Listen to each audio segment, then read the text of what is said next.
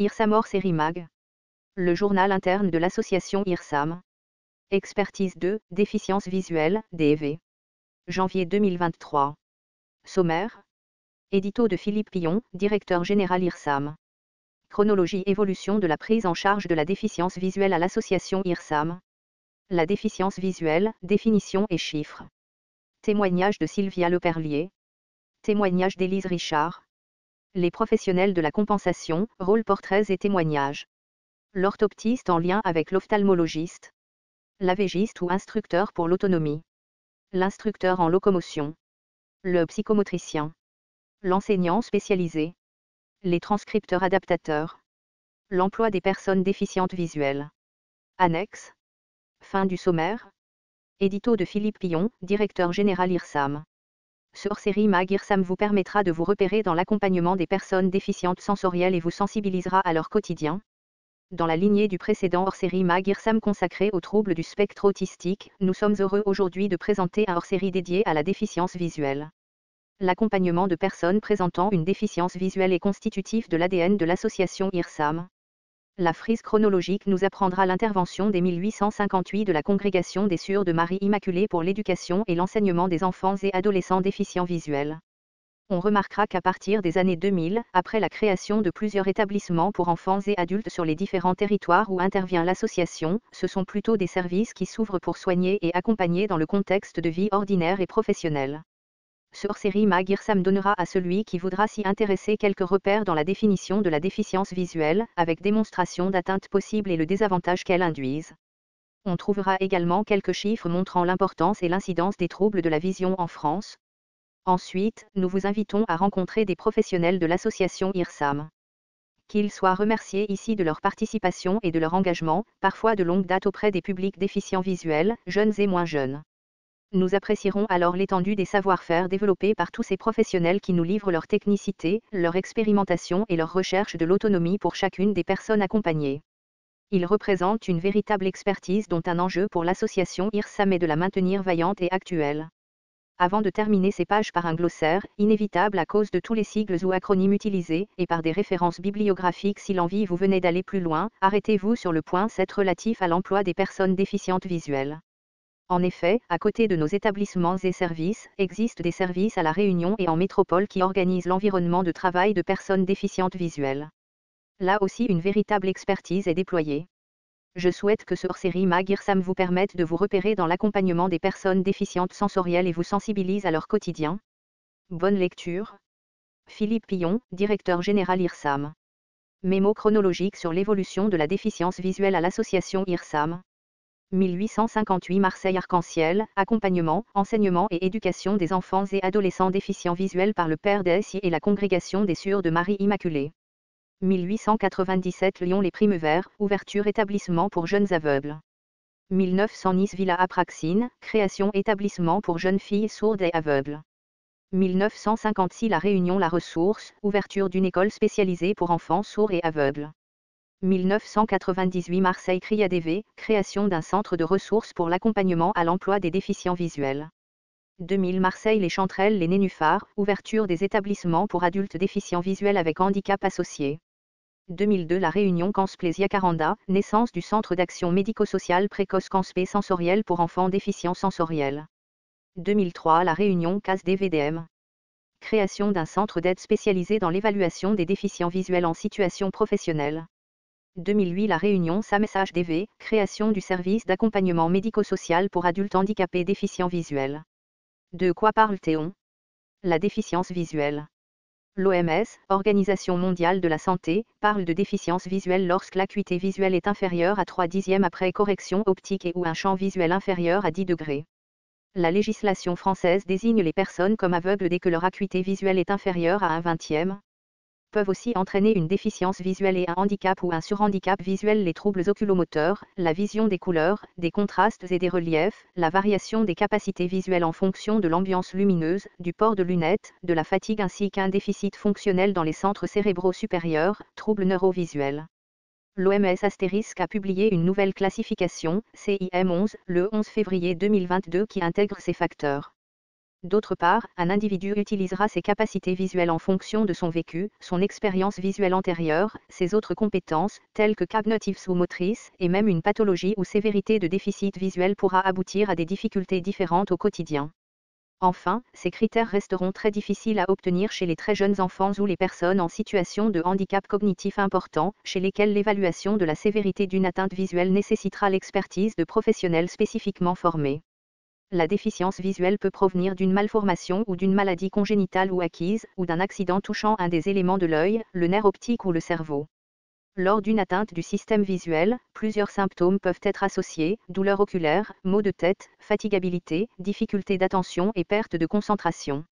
Les conséquences fonctionnelles sont multiples, voire très floues: mal voir les couleurs, être très ébloui par la lumière, ne plus voir du tout quand il fait sombre, ne voir qu'une partie de ce qui nous entoure. Ceci explique la complexité à appréhender ce que perçoit exactement la personne déficiente visuelle.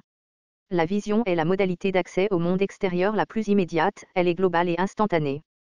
On estime que les informations extérieures proviennent à 80% du canal visuel. La représentation de notre environnement constitué à partir d'une vision défectueuse peut être partielle ou déformée. À la vision floue. Selon l'acuité visuelle, l'environnement apparaît, comme au travers d'un verre dépoli, peuplé d'ombres et de lumière, de formes mal définies sans contraste. La présence d'une source lumineuse trop forte est aveuglante. La scène visuelle est estompée, peu d'éléments identifiables en surgissent. Lorsque le champ périphérique est conservé, l'environnement reste perçu globalement. Cela permet à la personne de s'orienter. 2. L'atteinte du champ visuel central. Dégénérescence de la maculaire liée à l'âge, certaines atteintes du nerf optique. L'atteinte de la vision centrale entraîne une baisse de l'acuité visuelle. Les détails ne sont plus perçus, il se rajoute parfois une photophobie. La perception des couleurs et des contrastes peut être altérée. L'exploration fine d'un objet devient difficile. La lecture est perturbée ainsi que la reconnaissance des visages. 3. L'atteinte de la vision périphérique. La perception de la globalité de l'objet est d'autant plus difficile que celui-ci est de grande taille.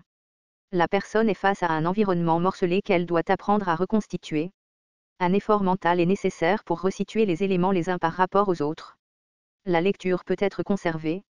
En faible éclairage, les capacités visuelles sont fortement diminuées et les déplacements sont particulièrement difficiles.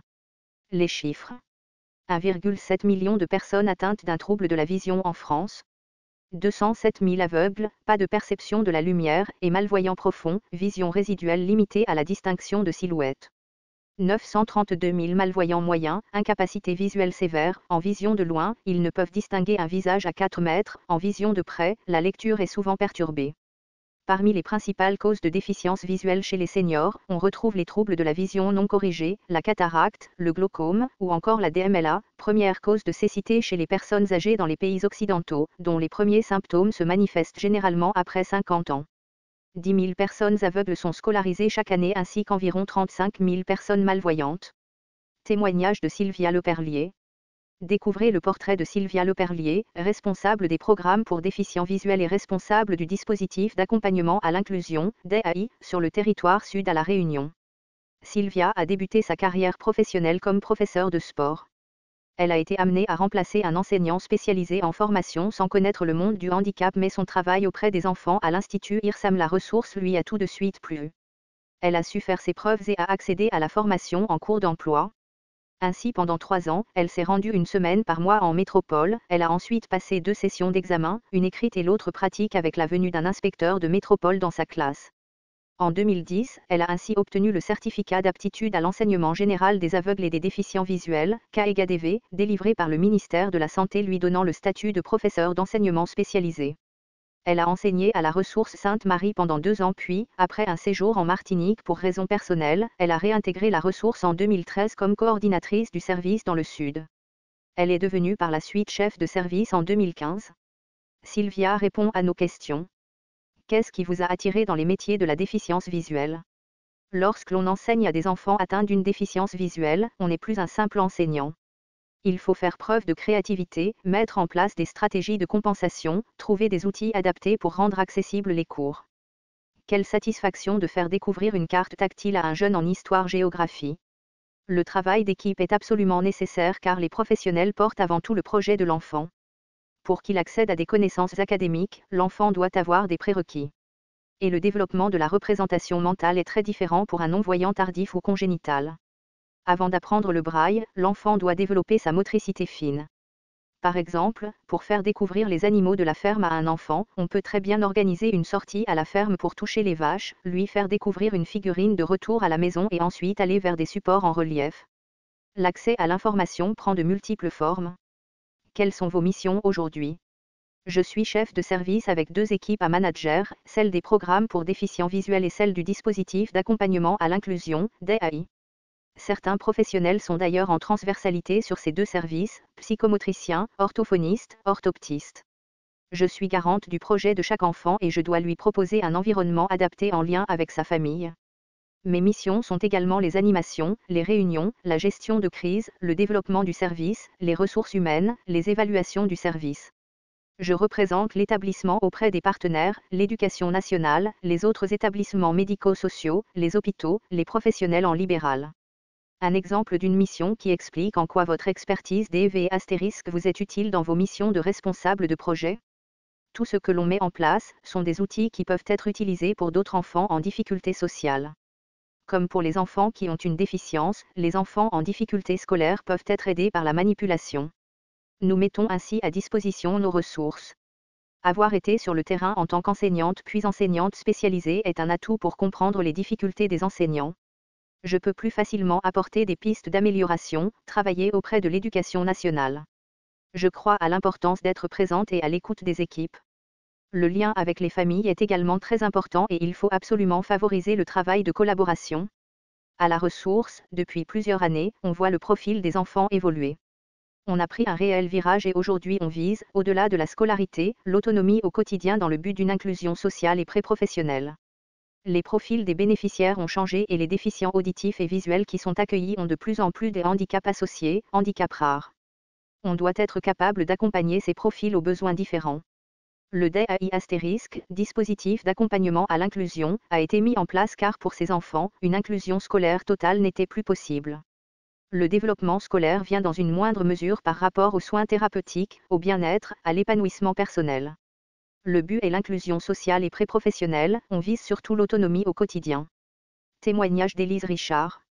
Découvrez le portrait de Élise Richard, chef de service et orthoptiste au CANSP sensoriel Les Yacaranda Sud. J'ai été diplômée il y a 16 ans en tant qu'orthoptiste. L'année suivante, j'ai passé le DEI de technique de réadaptation du handicap visuel. Le stage pratique que j'ai effectué aux Invalides à l'époque a été une révélation pour moi, j'ai découvert la rééducation basse vision, les techniques de compensation, le travail avec d'autres professionnels de la déficience visuelle. J'ai d'abord travaillé en région parisienne dans des structures ambulatoires pour déficients visuels, adultes et enfants. J'ai ensuite été recrutée comme orthoptiste à IRSAM La Ressource, j'y suis devenue chef de service. Depuis 2013, je travaille comme chef de service et orthoptiste au CANSP IRSAM Les Yacaranda. Qu'est-ce qui vous a attiré dans les métiers de la déficience visuelle ? J'aime être au contact des patients, travailler en équipe. Au sein du CANSP, le travail est particulièrement riche car nous intervenons auprès de tout petits, en lien étroit avec leur famille, au sein d'une équipe pluridisciplinaire. L'atteinte visuelle de l'enfant aura un impact sur son développement. L'intérêt de la rééducation orthoptique chez l'enfant malvoyant est de s'articuler au sein d'un accompagnement global, il faut tenir compte du développement psychomoteur de l'enfant, de son environnement familial, culturel et social. Quelles sont vos missions aujourd'hui ? Mes missions sont plurielles. Je suis chef de service au sein de l'antenne Sud, à Saint-Louis. J'ai notamment en charge le management de l'équipe et la coordination du service. Nous accueillons actuellement 45 enfants, déficients visuels et déficients auditifs avec ou sans troubles associés ainsi que des enfants entendants de parents sourds. J'interviens également comme orthoptiste sur les 2 antennes du CANSP pour répondre aux besoins de consultations externes. Le CANSP sensoriel, comme tous les CANSP, est financé à 80% par l'AR * et 20% par le Conseil départemental pour une mission de prévention.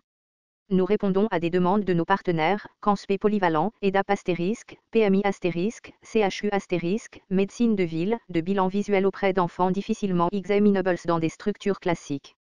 Les enfants bénéficient d'un bilan orthoptique avant la consultation ophtalmologique. Un exemple d'une mission qui explique en quoi votre expertise DEV vous est utile dans vos missions. En tant que chef de service, j'imagine que mes connaissances de la déficience visuelle m'aident à animer les réunions d'équipe, à réfléchir aux projets des enfants. L'intérêt également est que, comme mes collègues, je peux répondre aux interrogations des parents. La guidance parentale est une des spécificités du CANSP astérisque. Elle est essentielle pour soutenir, accompagner, expliquer aux familles comment elles doivent interagir et se comporter avec leur enfant. C'est pourquoi nous sommes très attachés à ce qu'une partie des accompagnements se déroule sur les lieux de vie, à l'école, à la crèche ou à la maison. Le suivi des enfants à IRSAM Les Yacaranda. L'accompagnement des enfants au CANSP s'effectue en 3 étapes, l'arrivée, souvent corrélée à une annonce de diagnostic de déficience sensorielle, avec proposition de bilan puis la mise en place des suivis et enfin la sortie. Les enfants viennent au CANSP en ambulatoire, toujours accompagnés d'un parent. Les rééducations sont réalisées sur site, en individuel ou en groupe. Nous intervenons également à domicile, à l'école ou à la crèche. Les prescriptions s'effectuent par les 3 médecins et sont revues tous les 6 mois, lors des réunions de projets personnalisés. La durée moyenne de l'accompagnement est de 2 ans et demi. Les enfants sont ensuite orientés dans différents établissements ou services ou vers les professionnels libéraux en fonction de leurs besoins. Compte tenu des délais de traitement actuels à la MDPH astérisque et des listes d'attente des établissements, la sortie des enfants du CANSP est largement anticipée afin qu'il n'y ait pas de rupture dans leur parcours de soins. Les professionnels de la compensation. Le champ de la déficience visuelle fait appel à des professionnels spécifiques tels que les orthoptistes, les instructeurs de locomotion, les rééducateurs en activité de la vie journalière, les enseignants spécialisés, les transcripteurs et adaptateurs de documents. Les rééducations ne peuvent être isolées ou simplement se juxtaposer puisqu'elles interviennent sur les mêmes domaines avec des objectifs communs. En fonction des besoins de chaque personne, l'équipe pluridisciplinaire définit ce qui est nécessaire à un accompagnement global par la mise en œuvre de moyens spécifiques à chaque discipline. L'orthoptiste en lien avec l'ophtalmologiste. Il évalue le déficit et établit le plan de rééducation en fonction des objectifs du projet individuel de chaque jeune. L'ophtalmologue traite la maladie, prescrit des lunettes si nécessaire, donne des indications sur les pathologies, l'évolution prévisible ou non. L'orthoptiste précisera les conséquences fonctionnelles de ces pathologies, vision des couleurs, des contrastes, du relief, des distances, capacité à mobiliser la vision dans différentes positions du regard, capacité à utiliser la vision pour communiquer, se mouvoir, analyser et reconnaître son environnement. Il stimule la motricité oculaire et optimise les restes visuels en tenant compte du champ visuel. Il améliore la coordination visio-motrice qui permettra plus d'aisance dans les déplacements comme dans les activités de motricité fine, écriture. Il précisera les conséquences fonctionnelles de ces pathologies, vision des couleurs, des contrastes, du relief, des distances. En lien avec l'opticien, il indiquera les adaptations nécessaires, pupitre ou table ergonomique, éclairage, police de caractère, aide optique, loupe, positionnement du jeune dans l'environnement scolaire. Témoignage de Claudia Deguy. Découvrez le portrait de Claudia Deguy, orthoptiste à IRSAM La Ressource. J'ai réalisé mes études à Clermont-Ferrand durant 3 années. J'ai ensuite été embauchée à La Ressource il y a 6 ans en tant qu'orthoptiste à mi-temps, c'était donc mon premier poste. Plus tard, j'ai pu compléter mon mi-temps avec le CANSP polyvalent à la Fondation du Père Favron. À La Ressource, je travaille dans le service pour jeunes DV et astérisque de l'antenne sud et ouest de la Réunion. Je suis amenée à me déplacer dans les écoles et faire le lien avec les ESH astérisques, les enseignants et les directeurs d'école.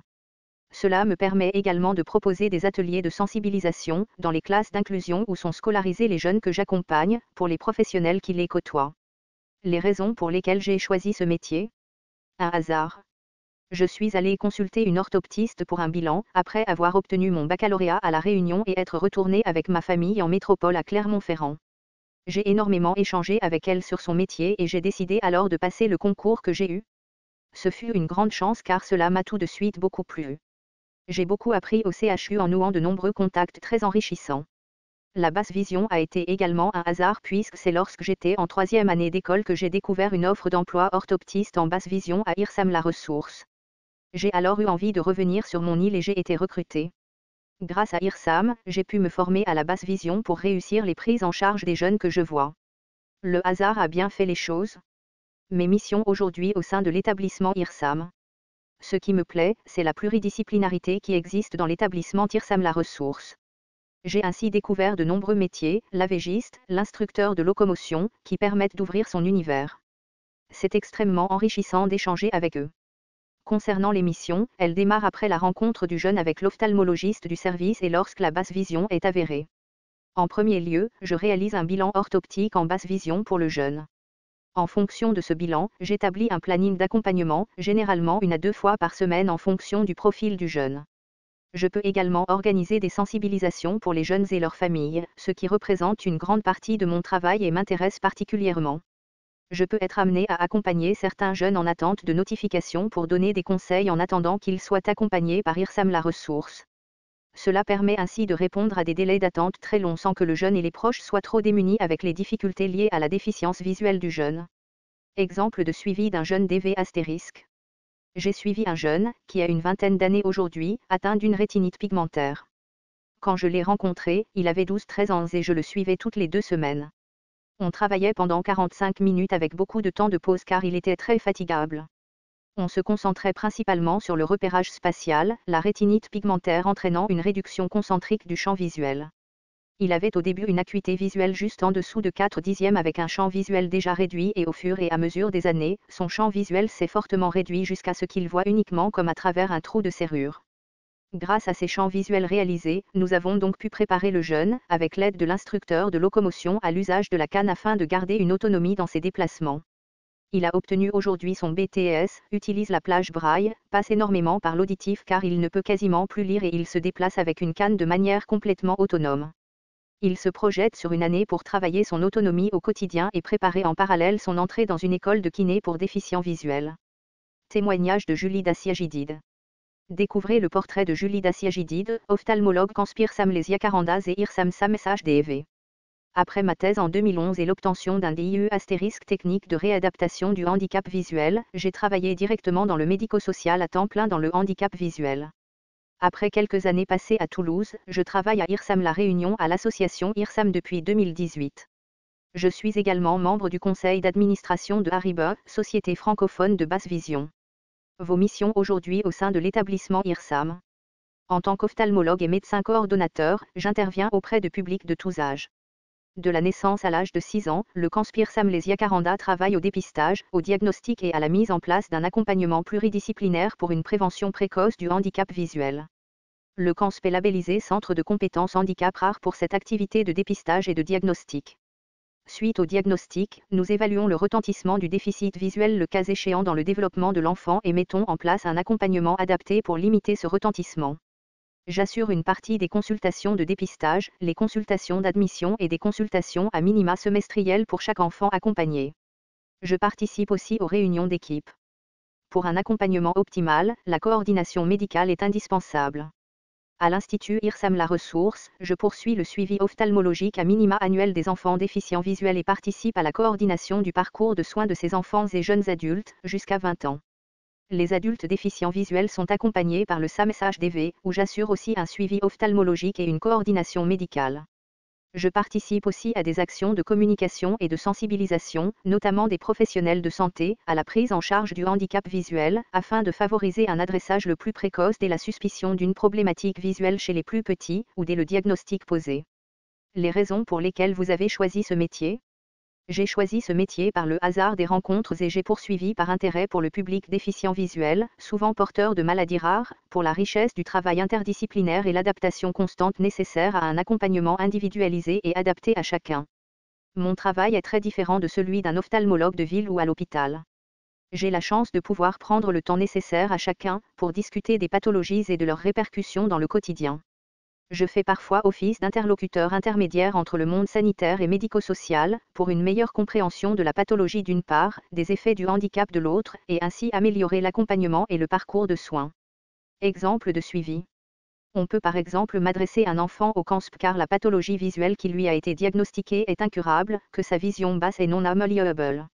Lors d'une première consultation, je reprends l'anamnèse des principaux événements médicaux dans la vie de l'enfant, j'interroge le contexte familial et social, j'examine l'enfant. Si nécessaire, des bilans médicaux complémentaires sont organisés. Je discute avec l'enfant et sa famille pour savoir ce qu'eux-mêmes ont compris de la pathologie et du pronostic visuel. Nous évoquons les difficultés du quotidien, à l'école, à la maison. On réfléchit ensemble à ce que l'on peut mettre en place pour y pallier. Si le déficit relève du handicap visuel selon les critères de l'OMS, je propose une admission dans le service. J'aide les familles à faire les démarches de reconnaissance auprès de la MDPAH astérisque et en affection longue durée, ALD astérisque, auprès de la sécurité sociale par la réalisation des documents médicaux nécessaires. Je prescris certains bilans paramédicaux au sein du service, pour les déficients visuels un bilan orthoptique et en psychomotricité initiaux sont quasi systématiques. Un point sera fait par la suite en équipe et avec la famille sur les axes d'accompagnement. Cela concerne la rééducation, l'aménagement scolaire, l'environnement au domicile, l'accompagnement global, dans les activités de loisirs. Théoriquement, nous pouvons suivre nos bénéficiaires toute leur vie, ou en tout cas tout le long de leur accompagnement dans les différents services de l'association IRSAM. Nous suivons 50 ou 60 personnes au SAM SAHDV et autant au Canspire Samlésia Caranda, environ 250 enfants à l'Institut IRSAM La Ressource. L'AVGiste ou instructeur pour l'autonomie. Spécialiste de l'autonomie de la vie journalière, ce professionnel intervient sur le développement d'une ou plusieurs compétences fonctionnelles et pratiques des actes de la vie quotidienne. Il permet aux jeunes déficients visuels d'acquérir une autonomie concrète dans une vie personnelle de tous les jours, pour se laver, s'habiller et se déshabiller, se repérer et s'organiser dans son espace de vie. Découvrez les portraits de 3 professionnels AVGistes, à Marseille et à La Réunion. Natcha Bouliane, AVGiste IDV Arc-en-Ciel, Marseille. Diplômée du master une intervention en déficience visuelle réadaptation, de l'Université de Montréal, j'ai travaillé pendant 3 ans dans un centre régional accueillant des personnes de tout âge. En 2009, j'ai rejoint l'Institut Nazareth et Louis Braille, INLB, au sein duquel je me suis spécialisée dans l'évaluation et l'adaptation des postes informatiques adaptés chez les enfants avec déficience associée. De 2010 à 2014, parallèlement à ce travail et grâce à l'INLB *, j'ai complété ma formation par un master en ergonomie, ce qui m'a permis de m'impliquer dans le développement du programme de réadaptation au travail de l'Institut. J'étais responsable de l'évaluation des capacités de travail, en amont aux démarches d'employabilité, de la communication avec les futurs employeurs, milieux de stage et centres ressources d'emploi pour estimer le manque à gagner lié aux capacités métiers, et de l'intégration et du maintien en emploi par la suite. C'est en 2017 que j'ai rejoint l'association IRSAM. Je suis rattachée au pôle PAAS * et je travaille à mi-temps. Mon deuxième mi-temps est partagé avec le pôle professionnel. Je réalise quelques missions sur les pôles proximité et petite enfance et pour le RHR * PACA Corse.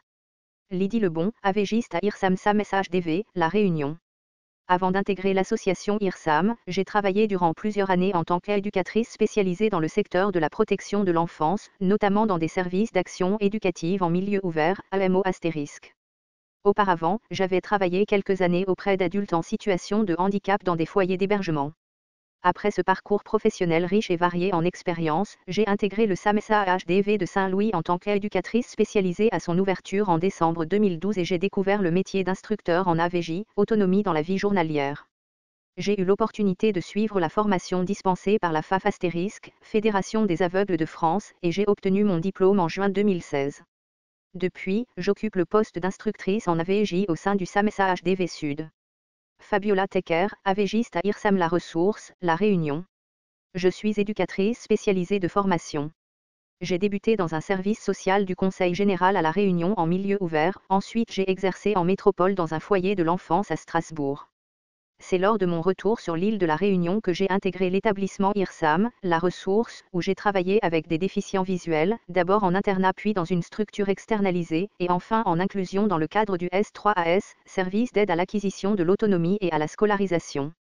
En novembre 2018, j'ai intégré la formation d'instructrice en autonomie dans la vie journalière à la Fédération des aveugles de France et j'ai été diplômée en janvier 2020. Vos missions aujourd'hui au sein de l'établissement IRSAM.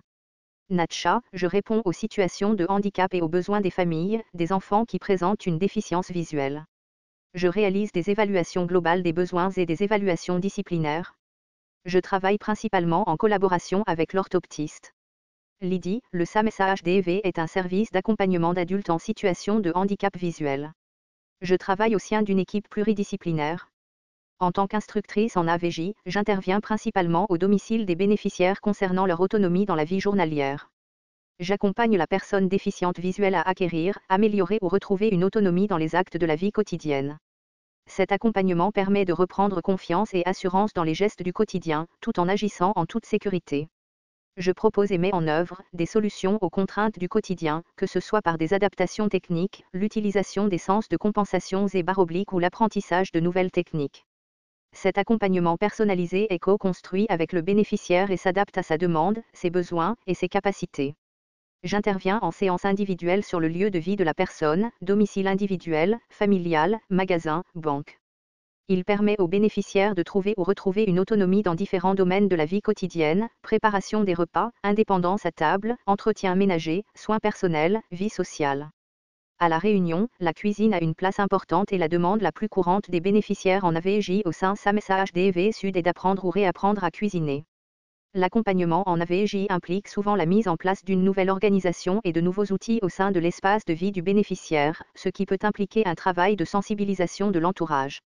Cette intervention permet de soutenir la dynamique de changement. Fabiola, au sein de l'Institut IRSAM La Ressource, j'accompagne des jeunes de 5 à 20 ans dans l'apprentissage des gestes de la vie quotidienne dans différents domaines comme l'hygiène, l'habillage, les repas, l'utilisation de la monnaie, les courses, les jeux adaptés selon la demande, l'utilisation d'un téléphone, la cuisine, l'organisation, le rangement. Après un bilan réalisé avec le jeune, une évaluation des demandes et des besoins, je participe avec l'équipe et la famille à l'élaboration d'un projet personnalisé. Les souhaits du jeune et de sa famille sont toujours prioritaires. En tant qu'AVGiste, je propose des techniques palliatives afin de réussir à développer l'autonomie. J'accompagne les jeunes de façon individuelle ou en groupe dans le développement des moyens de compensation sensorielle. Les malvoyants apprennent à utiliser au maximum leur potentiel visuel. Je travaille en lien avec les équipes aussi quant à l'aménagement adaptation du matériel en internat ou de certains espaces de travail, les conseils en achat de matériel. Suivant la demande, je peux aussi conseiller la famille, voire proposer des adaptations à domicile, cuisine, machine à laver, achat d'ustensiles de cuisine. J'interviens aussi dans le cadre des sensibilisations à la déficience visuelle dans les établissements scolaires pour les jeunes en inclusion ou les établissements partenaires. Mon travail d'AVGiste est de toujours positiver, rassurer les personnes afin qu'elles prennent confiance en elles. J'essaie de leur donner envie de progresser et de prendre conscience de leurs capacités malgré leur handicap. Le travail en collaboration avec la famille est primordial car cela contribue grandement à la progression du jeune. 3 exemples pour mieux comprendre le rôle de l'AVGiste dans l'accompagnement des personnes.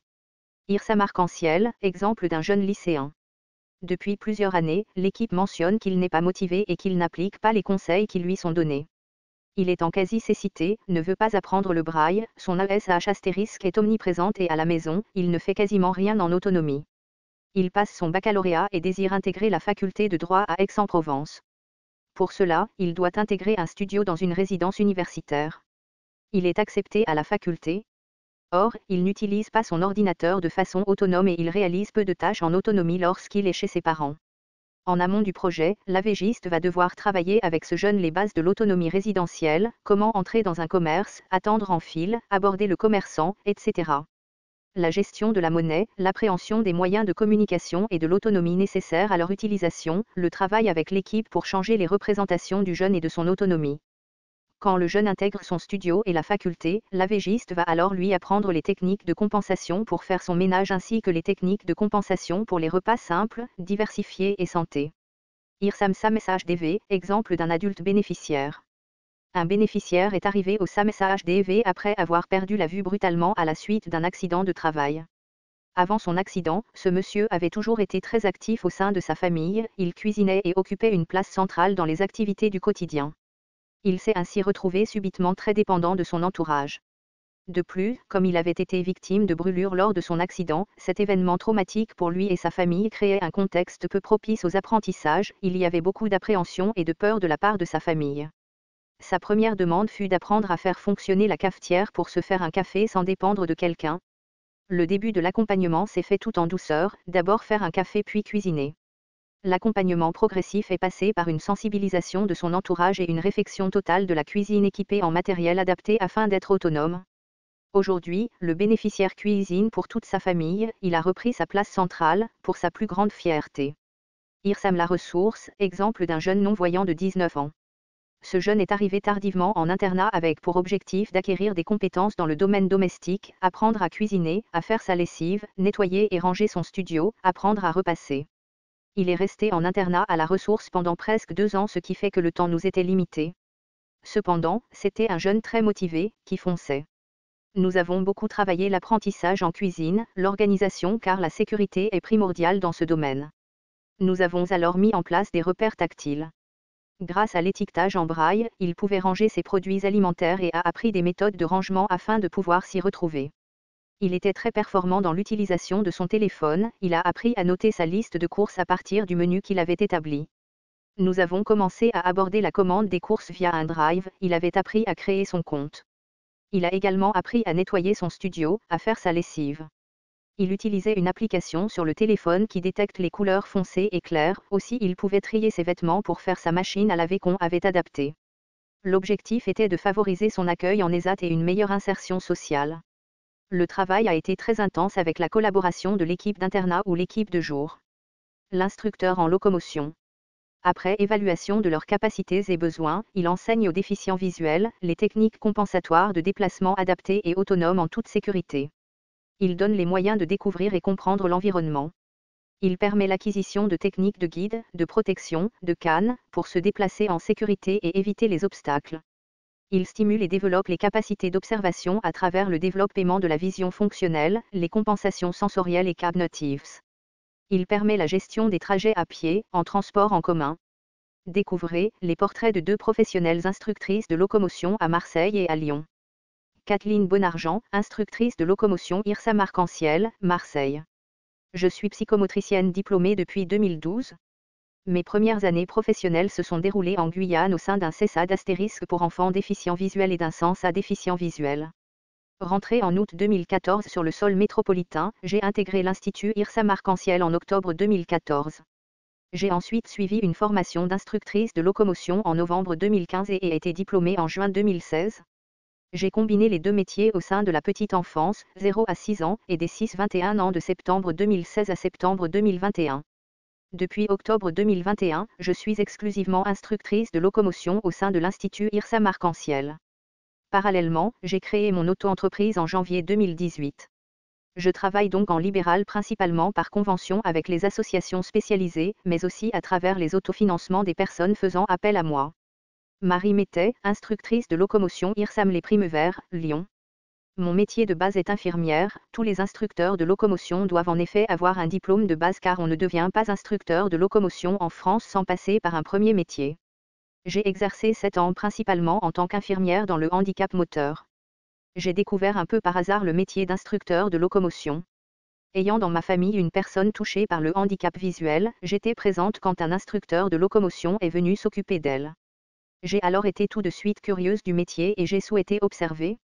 Plusieurs années après, quand je me questionnais sur le métier d'infirmière et que je souhaitais changer de profession, je me suis souvenue de ce métier. Le handicap visuel m'a attirée et je me suis lancée.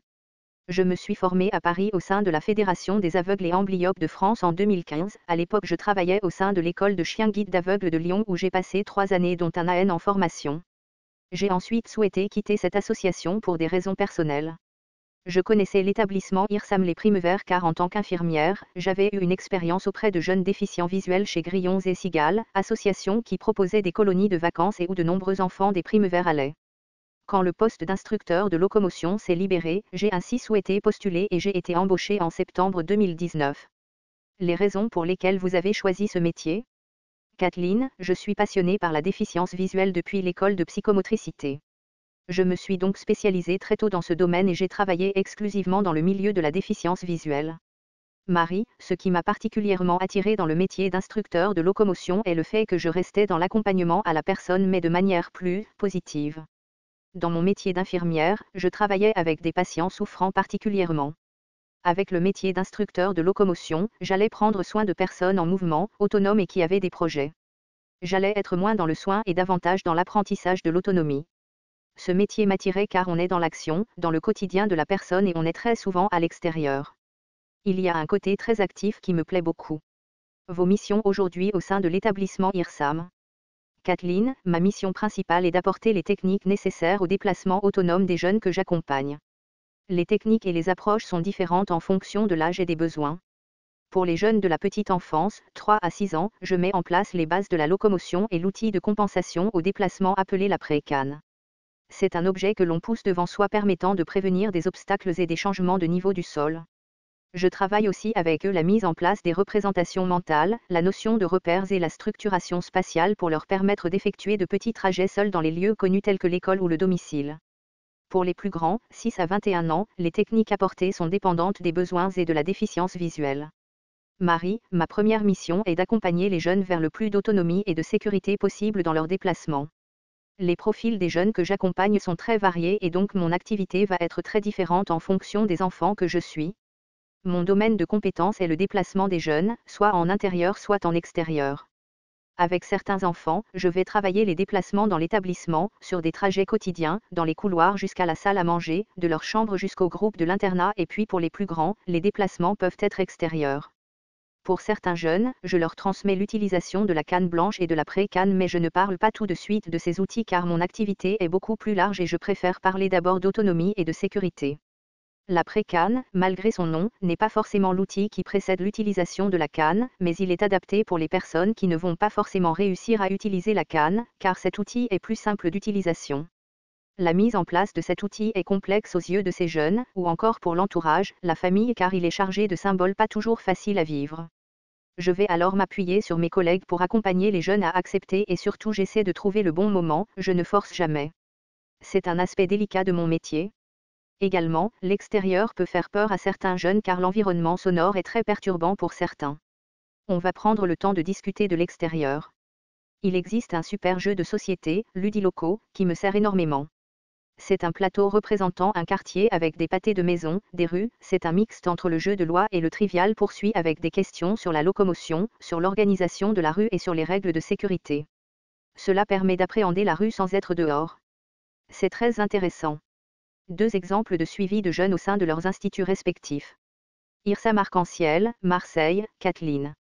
Par exemple, pour un collégien souhaitant aller seul au collège, nous allons travailler les repères sur le trajet, les techniques de traversée de carrefour à feu et sans feu, la marche sur le trottoir et les transports en commun. S'il est en cécité, le préalable à ce travail sera la mise en place de la canne blanche et le travail de discrimination auditive. Il est important de noter que les séances de locomotion sont riches en techniques qui ont pour but de se transposer dans chaque environnement rencontré. Ces techniques sont adaptées au degré de déficience visuelle, aux besoins et aux jeunes accompagnés. Le but principal de la locomotion est d'apporter le maximum d'autonomie aux jeunes pour qu'ils puissent se déplacer avec aisance et fluidité tout en étant en sécurité. IRSAM Les Primes-Verts, Lyon, Marie. J'accompagne actuellement 2 jeunes adolescents internes aux Primes-Verts qui vont bientôt effectuer un stage d'1 semaine en centre de formation. Ils n'avaient jamais pris les transports en commun tout seuls. Pour se rendre sur leur lieu de stage, ils doivent traverser Lyon en métro et pendant les heures de pointe, avec un changement de ligne et donc réussir un trajet qui n'est pas simple.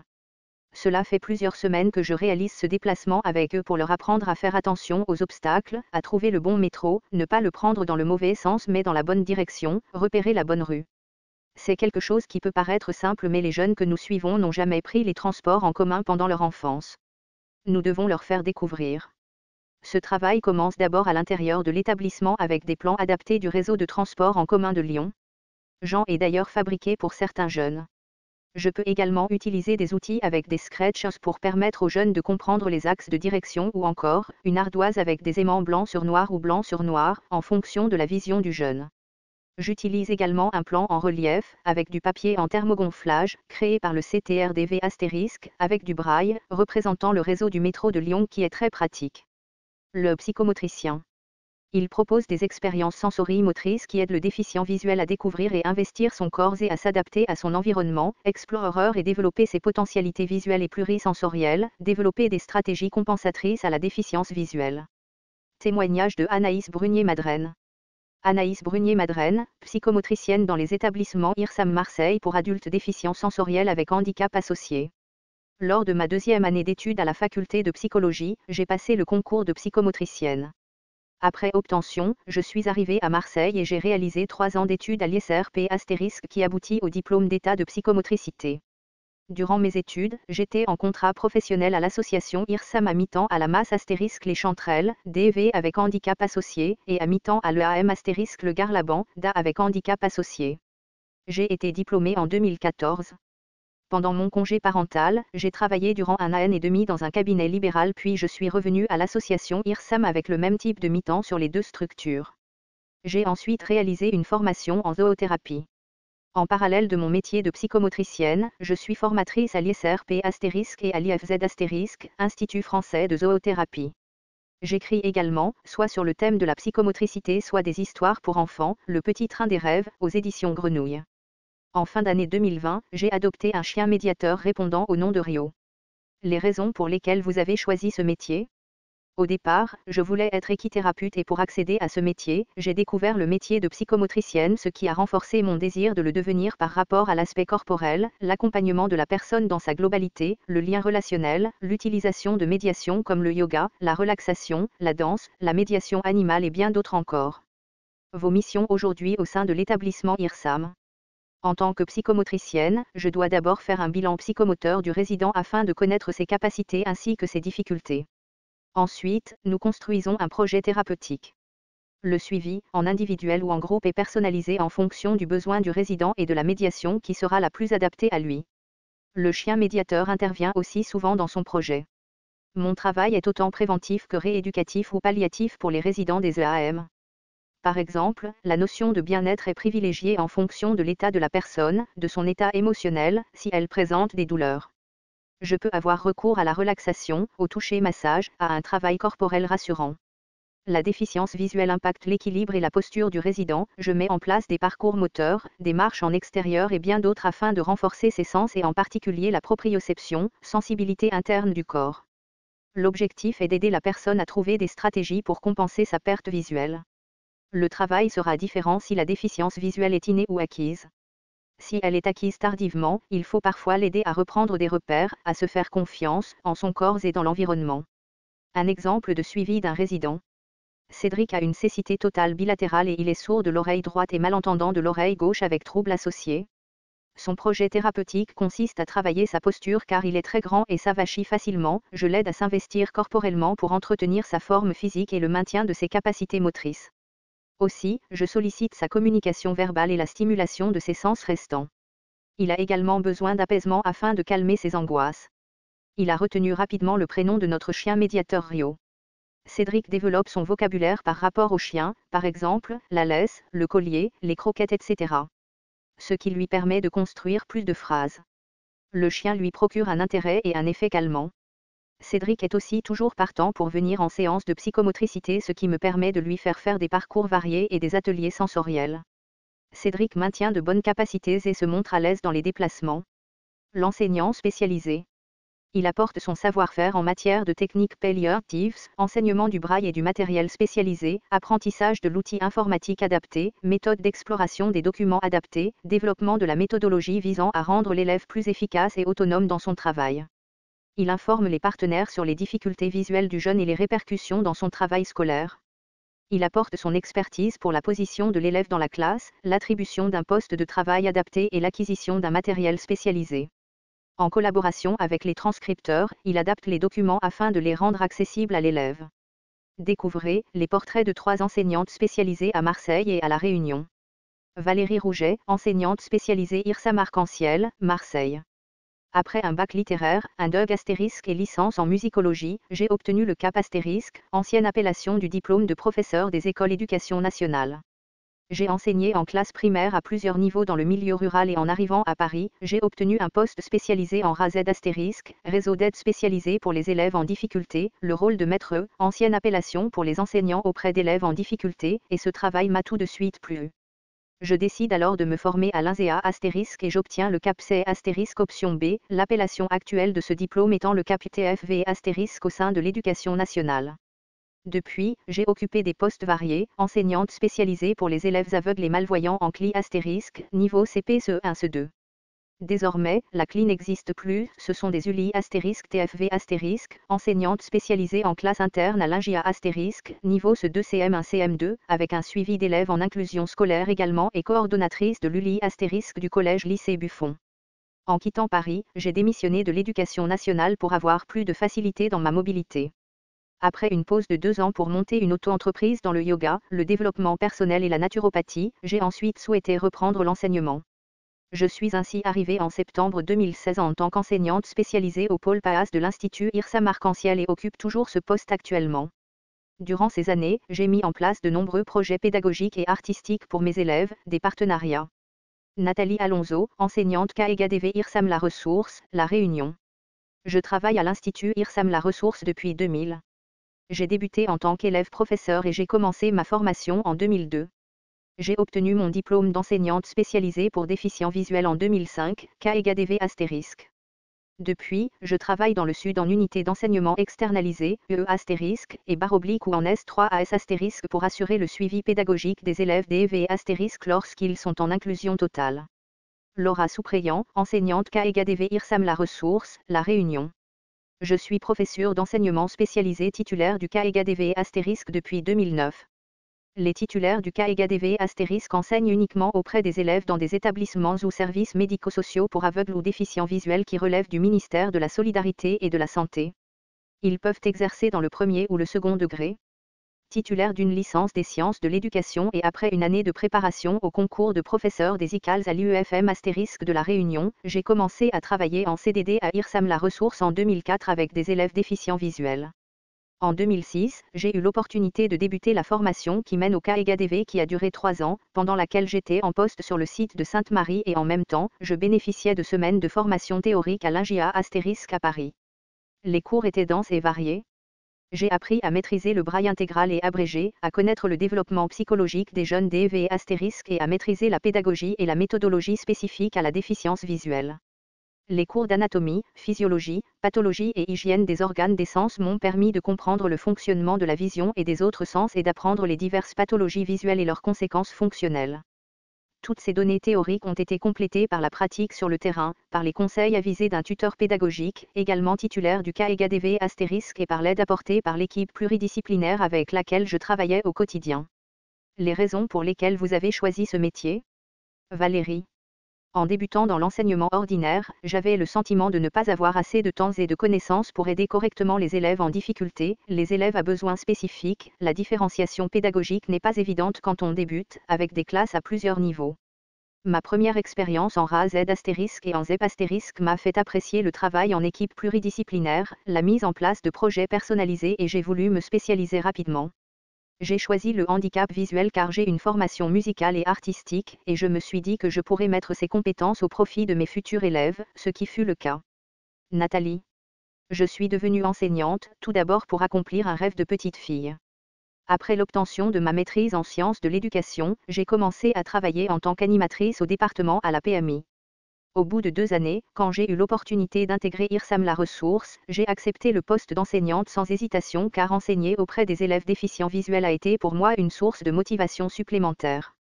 Depuis, mon métier reste une activité passionnante, qui se nourrit d'occasions multiples et variées. Les jours passent et ne se ressemblent pas. Mon travail me permet d'être active au quotidien et de me renouveler car ma profession et mes missions sont en constante évolution auprès d'un public qui lui aussi évolue au-delà du handicap visuel. Ce n'est pas facile tous les jours, mais je suis animée par le désir d'améliorer l'éducation de nos élèves DEV *, de les aider à avancer et d'essayer de faire tomber les barrières dans le domaine de l'apprentissage pour les élèves avec un handicap. En équipe, nous œuvrons chaque jour, pour qu'ils aient les mêmes chances que les élèves du milieu ordinaire même si pour cela ils doivent fournir plus d'efforts et de travail. Je terminerai par cette citation de Sénèque, ce n'est pas parce que les choses sont difficiles que nous n'osons pas, mais parce que nous n'osons pas qu'elles sont difficiles. Laura. Après mes études universitaires, je souhaitais devenir professeur des ICALS. Je désirais acquérir de l'expérience dans le domaine de l'enseignement. À mes débuts à La Ressource, j'ai découvert le monde des DEV * et la pratique d'une pédagogie spécifique qui m'a immédiatement passionnée. Dans les classes du milieu ordinaire, il est parfois difficile de gérer la grande hétérogénéité des élèves à cause des problèmes d'effectifs, de moyens et de temps. Chez les élèves DEV *, cette hétérogénéité se retrouve d'abord dans la diversité de leurs pathologies, les atteintes visuelles et leurs conséquences demandent des méthodes et des outils de compensation individuels. En tant que professeur spécialisé, j'estime que la prise en compte des spécificités de chaque enfant semble davantage possible dans notre pratique. Les notions de moyens, de qualité et de temps sont essentielles dans notre pratique spécifique. De plus, la pédagogie spécialisée est complétée et enrichie par les apports variés des divers professionnels qui composent l'équipe pluridisciplinaire. Le diplôme du KEGADV * est un diplôme rare qui donne une expertise spécifique dans le domaine de la pédagogie et je suis fière de pouvoir transmettre ces savoirs à ces enfants. Vos missions aujourd'hui au sein de votre établissement. Valérie. Je m'occupe chaque année d'environ 8 à 10 élèves inscrits dans des établissements scolaires du public ou du privé. Je peux intervenir de la maternelle à la terminale, au sein de l'établissement, auprès de l'élève en classe ou en individuel. Cette année, j'ai des élèves en primaire, collège et lycée. Ma fonction principale est de donner tous les moyens pour développer au maximum l'autonomie de l'élève aveugle ou malvoyant. Mes missions sont nombreuses et variées, faire le lien avec l'équipe pluridisciplinaire du service, enseignants, direction, acteurs de l'inclusion, en lien avec les familles, mettre en place des projets d'accompagnement en assistant aux équipes de suivi spécialisées, ESS*, aux conseils de classe, aux équipes pédagogiques, au PPA*, en déterminant les objectifs à atteindre, évaluer les besoins matériels spécifiques en équipe pluridisciplinaire, enseigner les techniques palliatives SO. Handicap, braille, informatique, matériel et logiciels spécialisés, informer et aider les enseignants et l'AESH* dans l'accueil de l'élève en inclusion, préparer les supports de cours adaptés aux besoins de l'élève, en lien avec les professeurs et services de reprographie et transcription IRSAM arc-en-ciel, émettre des observations et comptes rendus pour les nouveaux arrivants, avoir un rôle de référent pour les familles, mettre en place des projets éducatifs. Des partenariats pour impulser une dynamique et proposer des sensibilisations sur le handicap dans les établissements scolaires. Il y a une vraie confiance à tisser avec les écoles car elles sont parfois frileuses quant à nos missions, notamment par manque de connaissances sur nos fonctions et c'est pour cette raison que les sensibilisations sont importantes. Il y a plusieurs rencontres à mettre en place dans l'année scolaire qui sont des temps importants, la rencontre des familles avec l'ensemble des professionnels, la synthèse sans la famille et l'enfant pour appréhender la situation, le PPA* avec le chef de service, la famille, l'enfant et les professionnels, ESS* dans l'établissement scolaire avec le référent scolarité, l'enseignant spécialisé et parfois le chef de service. De plus en plus, nos missions s'élargissent au-delà du handicap visuel et nécessitent d'avoir des connaissances plus larges sur le handicap. Nathalie. Mes missions sont riches et variées et je ne vais en citer que quelques-unes. Je dois mettre en place une pédagogie adaptée aux besoins des élèves d'EV et tout cela passe aussi par l'adaptation des contenus d'apprentissage et par la mise en œuvre des techniques de compensation du handicap. Je pratique également une pédagogie différenciée et adaptée aux besoins, aux compétences et au rythme de chaque élève. En tant qu'enseignant, nous devons développer les compétences des élèves et favoriser leur réussite en tenant compte des programmes de l'éducation nationale et mettre en place une étroite collaboration avec les enseignants d'accueil dans le cadre de l'école inclusive. Par ailleurs, nous devons mettre l'accent sur l'apprentissage de l'autonomie et l'utilisation du matériel spécifique nécessaire, créer un environnement agréable, stimulant et motiver les élèves. Laura. Après l'obtention de mon diplôme, j'ai longtemps enseigné à la ressource dans des classes d'élèves d'EV * depuis quelques années. Les classes ont été délocalisées dans les établissements scolaires ordinaires et sont devenues des UE *, unités d'enseignement externalisées, qui accueillent des élèves du service semi-internat. Cette année, je travaille dans une UE * dans une école élémentaire à Bras-Panon. J'ai une classe de 7 élèves atteints de cécité ou de malvoyance présentant ou non des troubles des apprentissages. Ils font leurs apprentissages dans l'UE avec ou sans temps d'inclusion dans des classes d'enfants de leur âge. J'ai également l'occasion de travailler dans le S3AS* avec des élèves d'EV * scolarisés en milieu ordinaire bénéficiant d'un suivi individuel. Ma principale mission est d'enseigner les techniques palliatives à la déficience visuelle et d'adapter les séances, les outils et les méthodes de l'enseignement général proposés par les enseignants d'accueil. Dans une UE, je suis en charge d'apporter les savoirs dans toutes les disciplines selon les programmes de l'éducation nationale, de concevoir, de préparer et d'organiser un enseignement adapté aux capacités d'apprentissage des élèves, de mettre en place des outils et des supports pédagogiques adaptés et de concevoir des outils d'évaluation dans tous les domaines. Je dois également enseigner les techniques palliatives à la déficience visuelle et surtout aider les élèves à développer leur autonomie que ce soit dans la méthodologie, l'organisation, les repères et les déplacements. Dans les deux services, je dois veiller à contribuer à l'élaboration et à la mise en œuvre du PPA* et du projet de scolarisation en pluridisciplinarité. De plus, afin de transmettre au mieux les savoir-faire et savoir-être spécifiques à la déficience visuelle, le travail de collaboration avec les familles et les équipes éducatives des établissements d'accueil est primordial. Des actions de sensibilisation à la déficience visuelle sont toujours organisées dans les établissements afin d'informer les équipes et les autres élèves et d'assurer une inclusion positive. Découvrez des exemples de suivi de jeunes enfants d'EV * à Marseille et à La Réunion. IRSAM arc-en-ciel, Marseille. Je m'occupe d'un élève malvoyant depuis 3 ans, actuellement en CM2. Il est suivi par le pôle PAAS pour une pathologie évolutive, le champ visuel se réduit progressivement allant parfois jusqu'à la cécité. Au tout début de l'accompagnement, je venais en classe de CE1 pour travailler la méthodologie dans des activités telles que la géométrie, la lecture, le repérage dans l'espace. Je conseillais l'enseignante et l'AESH* pour adapter au mieux le travail pour cet élève. Un suivi orthoptique régulier a été mis en place au sein de l'école, pour éviter à l'élève des déplacements et de la fatigue supplémentaire. Petit à petit, le champ visuel a diminué et l'élève a été équipé d'un ordinateur portable, d'une synthèse vocale pour réduire la fatigabilité. Nous avons débuté le braille pour anticiper une nouvelle baisse visuelle et un accompagnement en locomotion. Un travail éducatif est mis en place parallèlement avec l'élève et la famille, afin d'offrir des activités permettant une ouverture sur le monde et un développement des autres sens. Le travail d'équipe pluridisciplinaire prend tout son sens, nous collaborons également avec l'assistante sociale, l'AVGiste et le psychologue. Des points réguliers nous permettent d'affiner et d'ajuster nos pratiques en fonction de l'évolution de la vision. IRSAM La ressource, La Réunion. Première situation. X est un jeune garçon qui a 10 ans et qui vient de perdre la vue. Il a intégré l'unité d'enseignement depuis l'année dernière. Il a donc appris le braille pour avoir accès aux apprentissages. Maintenant, il utilise le braille comme outil de compensation à son handicap pour se réapproprier la lecture et l'écriture. Il peut de nouveau suivre le programme scolaire en utilisant des outils spécifiques. Il a appris également à utiliser les outils technologiques lui permettant de prendre des notes dans sa classe d'inclusion. Il peut continuer ainsi à développer ses compétences scolaires en bénéficiant d'un enseignement adapté, progresser à son rythme et s'approprier des méthodes de travail. Aujourd'hui, c'est un élève qui a retrouvé le sourire, confiance en lui et le goût aux apprentissages. Il prend du plaisir à apprendre et manifeste son envie d'aller toujours plus loin. Deuxième situation. Une élève atteinte de cécité est arrivée dans le E* à l'âge de 5 ans. Elle a fait ses apprentissages généraux de grande section de maternelle à mi-temps dans une classe d'accueil. Le reste du temps, elle était dans le E* pour acquérir les techniques palliatives à la déficience visuelle. L'année suivante, elle a suivi la plupart des apprentissages du CP dans le E* car l'apprentissage de la lecture et de l'écriture en braille nécessite une méthodologie particulière. À partir du CE1, elle a repris des temps d'apprentissage à mi-temps entre sa classe d'accueil et le E*.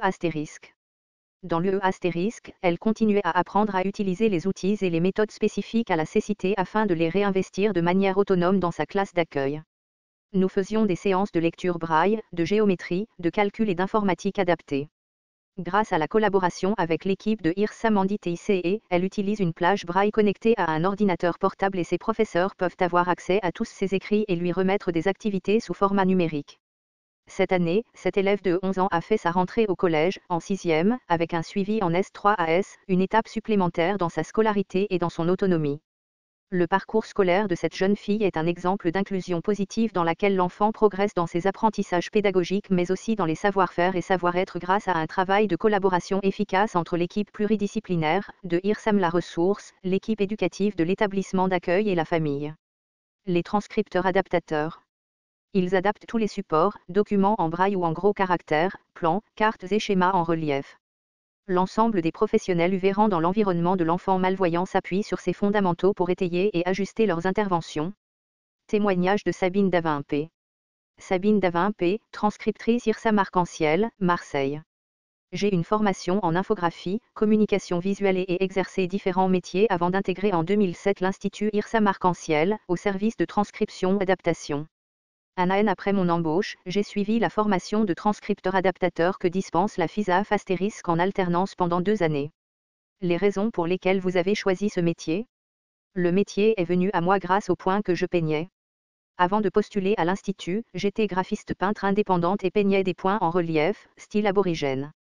Mon atelier s'appelait d'ailleurs « Un point c'est tout ». Un jour, lors d'une exposition, des clients m'ont demandé si c'était de la peinture pour les aveugles. C'est à partir de là que j'ai commencé à m'intéresser à l'écriture braille, en me disant que je pouvais peut-être écrire des messages dans mes peintures. J'ai alors appris le braille grâce à l'association AVAH * de Marseille avec une religieuse de la communauté des Sœurs de Marie Immaculée, à l'origine de l'association IRSAM qui se trouve juste à côté de l'Arc-en-Ciel, Institut IRSAM que j'ai découvert à ce moment-là. J'ai vu, peu après, une annonce pour un poste de transcripteur, j'ai postulé et été retenu. Ce métier regroupe mes compétences et mon goût pour le travail informatique et manuel, mise en page numérique, transcription, DAO *, fabrication de maquettes artisanales. Il fait appel à beaucoup de réflexions, qui peuvent être menées en équipe de transcripteurs ou en collaboration avec les professeurs spécialisés, afin que l'enfant ait toujours un support qui réponde à ses besoins spécifiques. C'est un travail utile, qui prend sang immédiatement.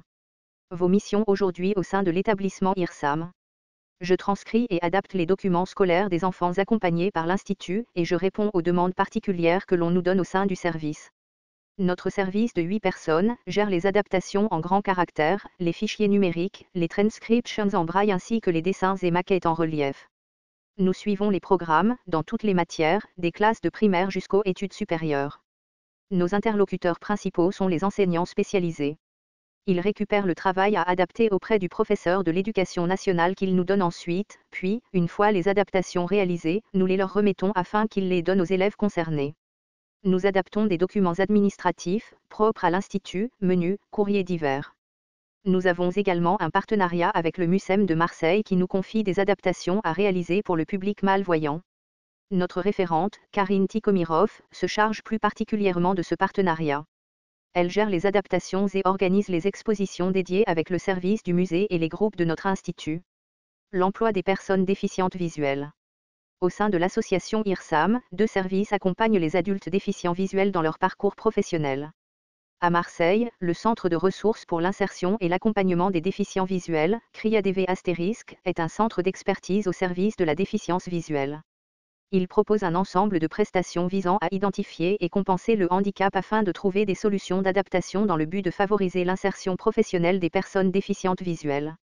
Pour les secteurs privés et publics, c'est le Centre expert pour l'AGFIP * et le FIPP *. Il a par ailleurs un pôle d'orientation et d'information à destination des publics DV *. En lien avec ses partenaires, il propose des solutions techniques adaptables selon le type de déficience et selon les besoins de la personne.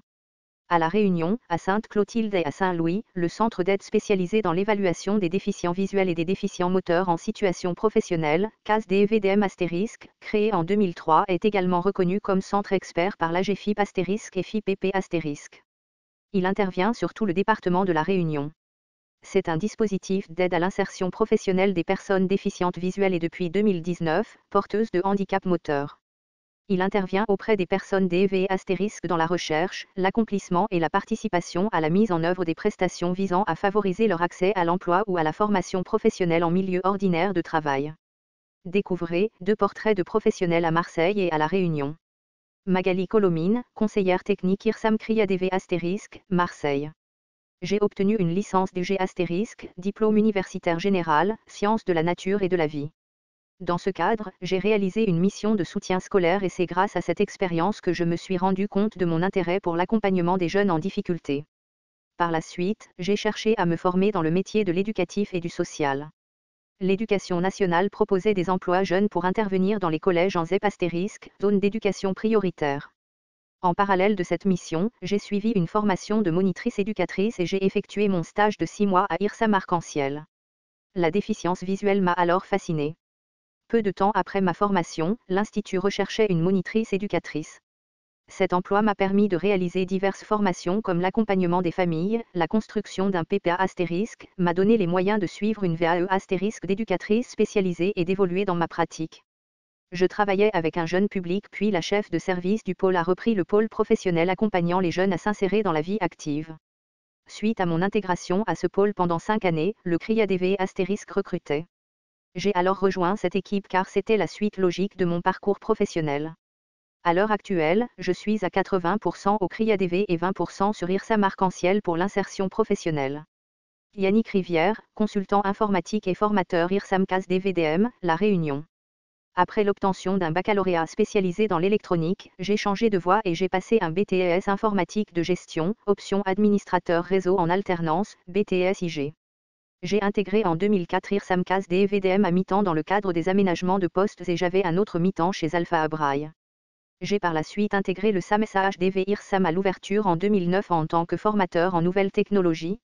Pour le CAS-DVDM, je suis consultant en informatique et formateur pour les bénéficiaires DV *. Étant donné que j'ai travaillé pour Alpha Braille, j'ai été formé à la maintenance et la réparation d'équipements spécifiques au DV *. Les raisons pour lesquelles vous avez choisi ce métier ? Magali. La déficience visuelle m'a toujours fascinée depuis mon stage à IRSAM Arc-en-Ciel. Il est important à travers mon métier de montrer aux personnes extérieures qu'une personne malvoyante ou aveugle peut travailler et surtout, montrer son potentiel, ses capacités d'adaptation et l'existence du matériel spécifique donnant accès à des postes ou des formations en milieu ordinaire. Yannick. Je n'ai pas forcément choisi ce secteur mais mes compétences m'ont permis de trouver cet emploi et du coup de me spécialiser dans le domaine de la déficience visuelle. J'ai pu ainsi suivre des formations en interne comme la technique de guide des personnes DV *, l'interculturalité, la sécurisation des équipements, l'aide au transport à mobilité réduite, le braille, etc. J'apprécie particulièrement le fait que la technologie évolue tous les jours avec de nouveaux équipements, de nouvelles possibilités d'adaptation et de formation. Vos missions aujourd'hui au sein de l'établissement IRSAM. Magali. En tant que conseillère technique au CRIADV, je suis sollicitée par différents partenaires emploi comme la mission locale, Cap Emploi, les collectivités territoriales, Pôle emploi ou encore les entreprises conventionnées FIP *. Lorsqu'un salarié est déficient visuel, les partenaires emploi nous contactent afin d'adapter le poste de travail.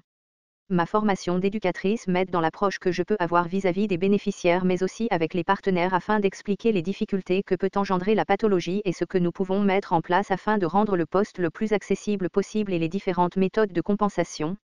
Une autre de mes missions consiste à sensibiliser les entreprises, la médecine du travail ou encore Cap Emploi à la déficience visuelle. Au sein de IRSAM Arc-en-Ciel, j'accompagne les jeunes adultes ainsi que les jeunes du GESP *, groupe d'accompagnement à l'insertion sociale et professionnelle, sortis du système scolaire avec ou sans diplôme, grâce à une phase d'insertion afin qu'ils puissent intégrer des formations ou encore des emplois.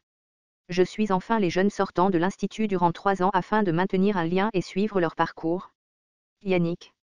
Pour le CAS DVDM, nous sommes mandatés par l'AGFIP *, le FIPP *, Cap Emploi *, l'ETH * et les autres collectivités locales afin d'effectuer des évaluations et des aménagements de poste, dans le cadre d'un maintien, d'une évolution de poste ou d'une formation en vue d'une future embauche de la personne.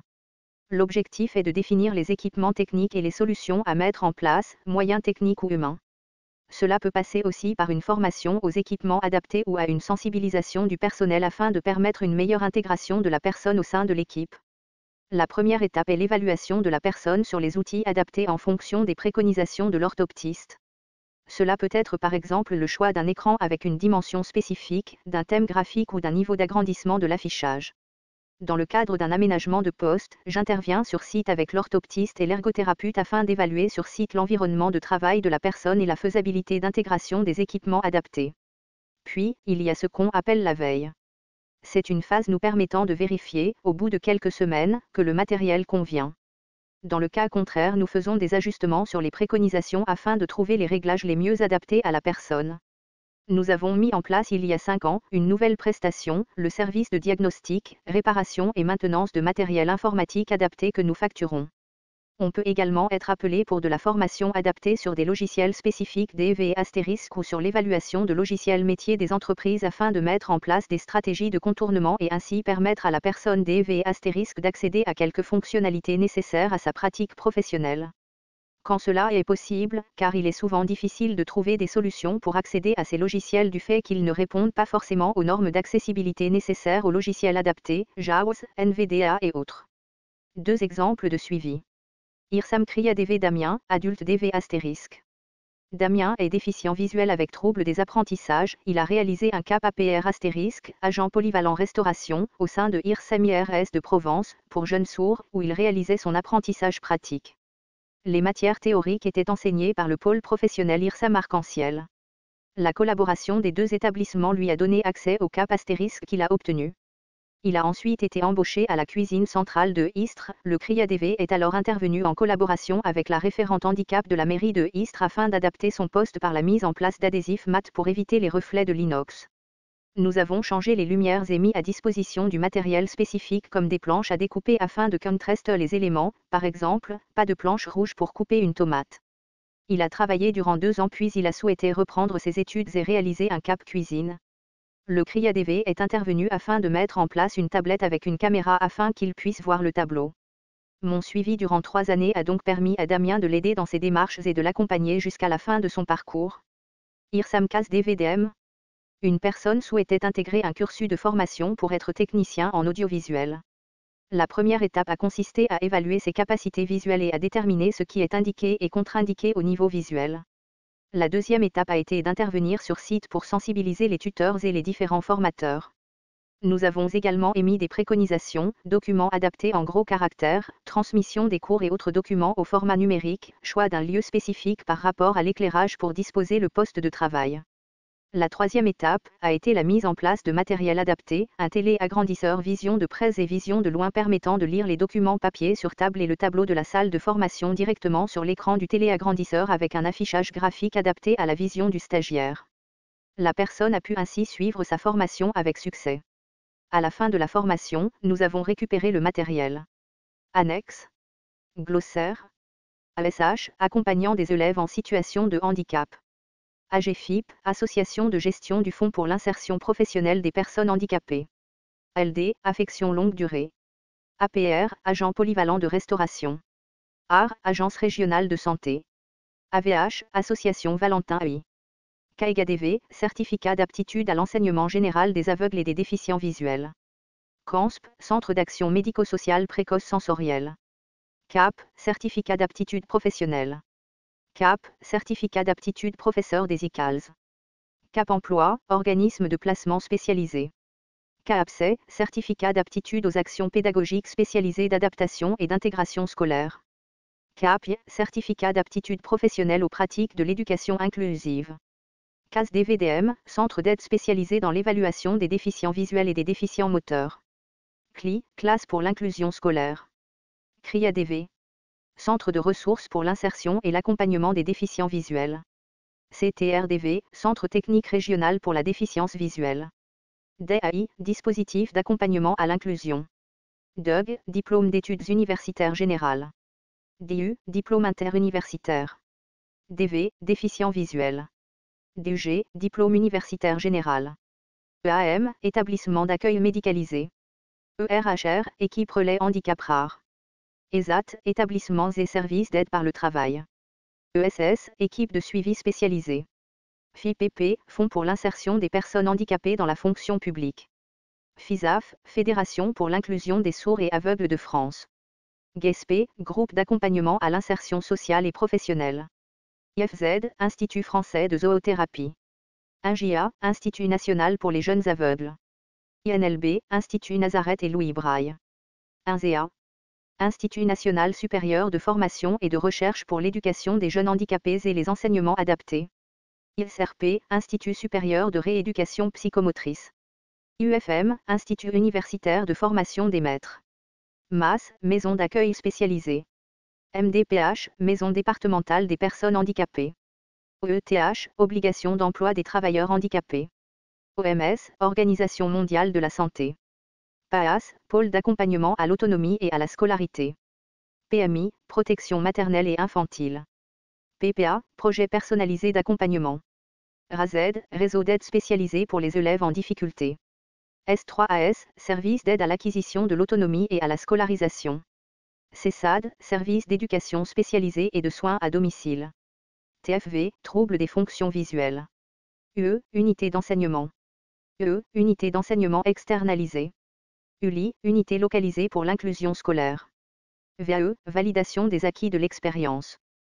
ZEP, Zone d'expression prioritaire. Lexique. Achromatopsie, perte de la vision des couleurs. Acuité visuelle, pouvoir de l'œil à discerner un petit objet situé le plus loin possible sous le plus petit angle possible. Albinisme, absence congénitale de pigments, partiel ou général, peau et cheveux dépigmentés, parfois limités au globe oculaire, l'albinisme peut donc être uniquement oculaire. Amblyopie, diminution unilatérale ou bilatérale fonctionnelle ou organique de certaines fonctions visuelles, principalement de la discrimination des formes. Cataracte, opacification du cristallin. Cécité corticale, l'intégrité du fond d'œil et des globes oculaires est préservée, mais le cortex occipital ne peut décoder les informations transmises. Céphalée, douleur de tête quelle que soit sa nature. Champ visuel, zone de l'espace perçu par les yeux, tête immobile, regard droit devant, sans bouger les yeux. Champ visuel central et périphérique. Dégénérescence maculaire, affection de l'œil qui résulte de la détérioration de la macula, petite zone de la rétine située au fond de l'œil. L'ADM entraîne une perte progressive et parfois importante de la vision centrale. Dyschromatopsie, atteinte de la vision des couleurs.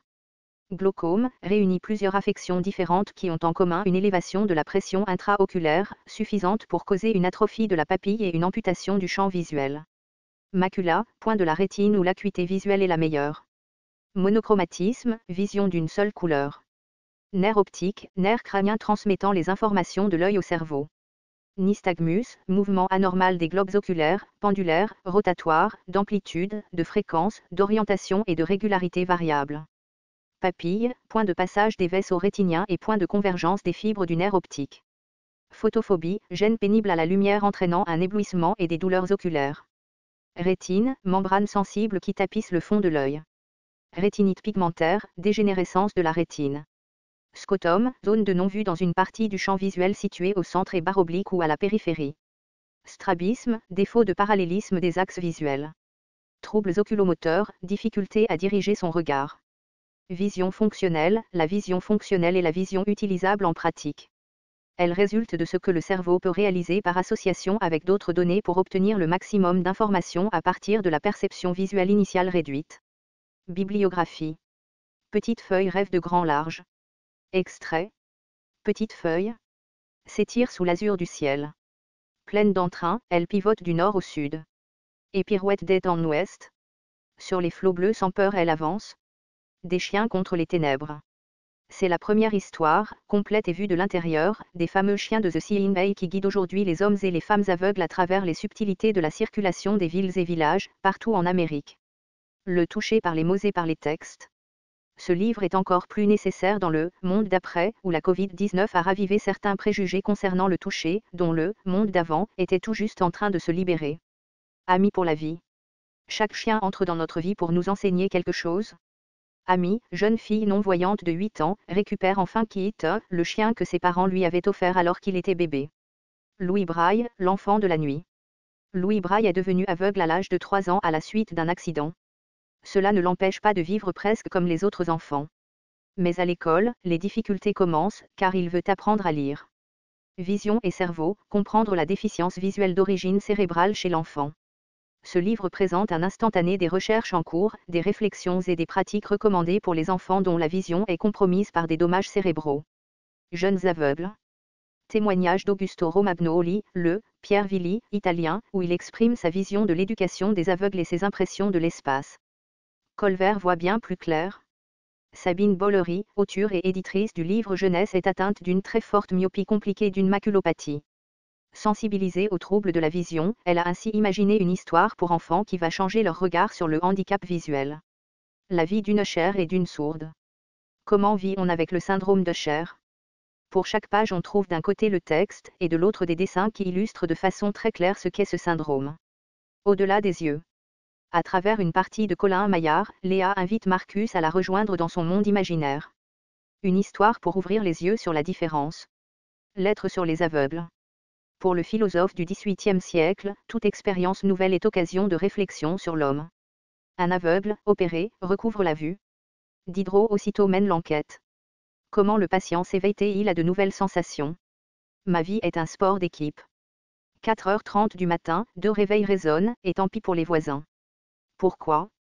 Elle n'allume pas sa lumière pour se lever, se doucher et démarrer. Pourquoi? Laetitia Bernard est aveugle de naissance. Jeu adapté.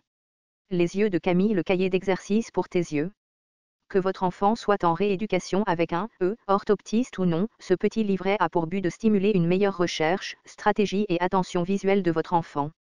6 points communs. Conception d'un jeu de cette famille tactile adapté pour les déficients visuels, édité par Les Doigts qui rêvent. Les 6 membres de la famille sont représentés par les 6 points de la cellule Braille. Quarto Access. Quarto Access a été pensé pour permettre aux joueurs malvoyants de profiter pleinement de leur jeu. La présence de masques permet à toutes et tous de jouer à égalité de chance tout en mettant l'accent sur le sens du toucher et la mémoire. OSA, Origamis. Vous êtes enseignant, animateur, éducateur, ergothérapeute. OSA est destiné à tout public, dès 7 ans, scolarisé ou non, collégiens, adultes, en difficulté scolaire, porteurs de handicap. Site spécialisé et partenaire. AMPA www.ampa.so.fr. Union francophone aveugle www.unionfrancophone-aveugle.org. GAPAS www.gapas.org. UNADEF www.unadef.com. CFPS2A www.cfpsaa.fr. VA, VI, DV www.vavisdv.fr. APIDV www.apidv.org. L'enfant aveugle www.enfant-aveugle.com. Voir ensemble, association, www.voirensemble.so.fr. Andissimo www.andissimo.fr. Invité.u. Coordonnées. Comité de rédaction, L. Abouzi, N. Alonso, K. Bonargent, N. Boulienne, A. Brunier, Madren, J. Daciagidi, Des Davin, P. Monsieur de Bovis, C. de Guy, Monsieur Colomine, L. Langlais, L. Lebon, S. Le Perlier, Monsieur Mété, Pépillon, E. Richard et Rivière, V. Rouget, L. Soupréant, F. Téchaer. Graphiste, L. Langlais. Crédit photo, FreePic, Unsplash, Service communication IRSAM. Association IRSAM. 1 rue Vauvenargues, 13007 Marseille, 04 91 39 68 18, siège@irsam.fr. Facebook, Instagram, LinkedIn, Twitter. Fin du document.